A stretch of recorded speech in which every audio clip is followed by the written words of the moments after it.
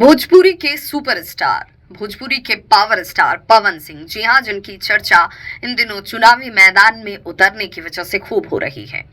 चर्चा की वजह सिर्फ इतनी ही नहीं है, लेकिन थोड़ा आपको पीछे लिए चलते हैं। पवन सिंह, जिन्हें बीजेपी ने चुनावी मैदान में आसनसोल से उतरने के लिए टिकट दिया, उस वक्त पवन सिंह की तस्वीरें भी सामने आई जब वो जिम कर रहे थे और जैसे ही समाचार उन्हें प्राप्त हुआ उसके बाद वो खुश नजर आ रहे थे। लेकिन अचानक से उन्होंने इस सीट से चुनावी मैदान में उतरने से इनकार कर दिया। उन्होंने कहा कि इस सीट से मैं नहीं चुनाव लड़ूंगा।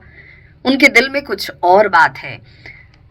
और कुछ ही दिनों के बाद पवन सिंह निर्दलीय के तौर पर काराकाट से उतर जाते हैं उपेंद्र कुशवाहा के सामने चुनौती पेश करने के लिए। बीजेपी ने जो चर्चा है खूब समझाया बुझाया पवन सिंह को काराकाट से नहीं उतरने के लिए, लेकिन पवन सिंह माने नहीं और अभी भी वो चुनावी मैदान में ही हैं। लेकिन इससे भी दिलचस्प तस्वीर ये कि पवन सिंह की मां प्रतिमा देवी अब इसी काराकाट सीट से 14 मई को नामांकन कर चुके हैं। पवन सिंह के नामांकन के 5 दिन के बाद ठीक उनकी मां ने निर्दलीय तौर पर नामांकन का पर्चा भरा और बेहद गुपचुप तरीके से, किसी मीडिया कर्मी को इसकी जानकारी तक नहीं हुई।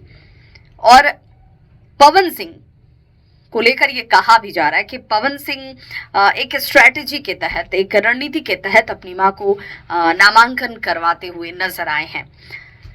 आपको बता दें कि पवन सिंह बीजेपी में है, बीजेपी की सदस्यता उनके पास है, लेकिन चुनावी मैदान में वो बतौर निर्दलीय उतरे हुए हैं।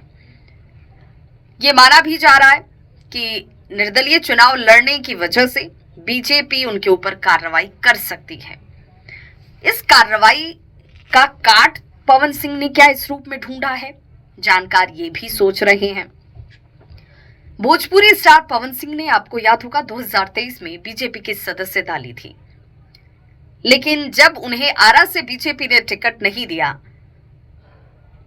तो उन्होंने काराकाट से चुनाव लड़ने की ठान ली। जिस वक्त वो नामांकन करने के लिए पहुंचे थे उस वक्त उनके साथ उनकी मां यानी कि प्रतिमा देवी, जो इस वक्त खुद भी अब काराकाट से चुनावी मैदान में हैं, मौजूद थी। उन्होंने आंचल फैलाकर अपने बेटे के लिए वोट मांगा था लोगों से। आज वो खुद अपने बेटे के लिए चुनावी मैदान में तो नहीं उतर गई हैं। पवन के इस दांव से एनडीए को एक बड़ी चुनौती मिलने की संभावना जाहिर की जा रही है। काराकाट में पवन सिंह के नामांकन के दिन आपको याद होगा कि तकरीबन 50,000 से ज्यादा लोगों की मौजूदगी थी। लोगों की संवेदना और प्यार पवन सिंह की तरफ नजर आ रहा था। पवन सिंह इस बात का दावा भी करते हैं कि मुझे अथाह प्रेम और आशीर्वाद जो है वो मिल रहा है और किसी भी सूरत में किसी दबाव में मैं आने वाला नहीं हूं, यानी मैं नाम वापस नहीं लूंगा, ये पवन सिंह दावा कर रहे हैं। लेकिन विषम परिस्थितियां हो सकती हैं। उन विषम परिस्थितियों को ध्यान में रखकर क्या पवन सिंह ने एक नई स्ट्रेटजी के तौर पर अपनी मां प्रतिमा देवी को काराकाट से चुनावी मैदान में उतार दिया है। जानकार ये भी कह रहे हैं कि काराकाट से निर्दलीय चुनाव मैदान में उतरने से पहले पवन सिंह ने विपक्ष के पास भी जाकर टिकट के लिए दरवाजा खटखटाया था, लेकिन कुछ बात नहीं बन पाई। महागठबंधन और एनडीए अब पवन सिंह के काराकाट में चुनौती पेश करने से परेशान जरूर होंगे। यहां तक कि बीजेपी से चेतावनी की बातें तक कही जा रही हैं। पहले आरा के बीजेपी उम्मीदवार आरके सिंह ने उन्हें पार्टी से निकालने की बात की थी और उसके बाद ठीक कुछ दिनों पहले ही पर्यटन मंत्री प्रेम कुमार ने भी चेतावनी दे दी कि भाई नाम वापस ले लीजिए, नहीं तो आपके ऊपर पार्टी कार्रवाई करेगी। 13 मई की तारीख थी जब डेहरी में बिहार पर्यटन मंत्री प्रेम कुमार जो हैं, उनकी तरफ से ये कहा जाता है कि पवन सिंह नाम वापस ले लीजिए, नहीं तो कार्रवाई तय मानिए। उन्होंने ये भी कहा कि इससे पहले भी ऐसे पार्टी के खिलाफ जाकर चुनावी मैदान में उतरने वाले लोगों के खिलाफ कार्रवाई हुई है, तो ये कोई पहली बार नहीं होगा। पार्टी में रहते हुए आप पार्टी के खिलाफ नहीं जा सकते हैं।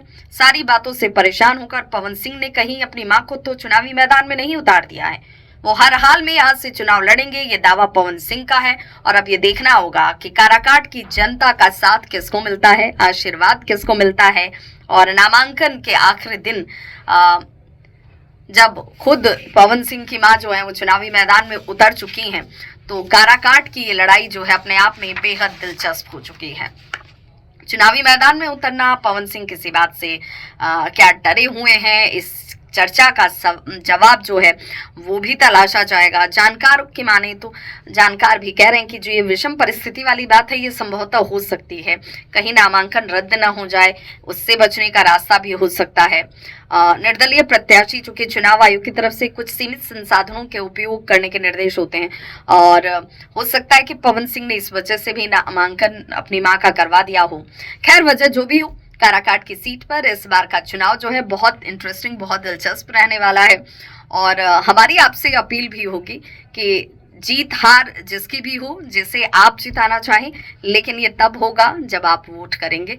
तो आप चाहे जिस भी प्रत्याशी का चयन कीजिए, लेकिन वोट जरूर कीजिएगा। और बाकी तमाम अपडेट्स और खबरों के लिए जुड़े रहिए न्यूज़ 18 बिहार झारखंड के साथ।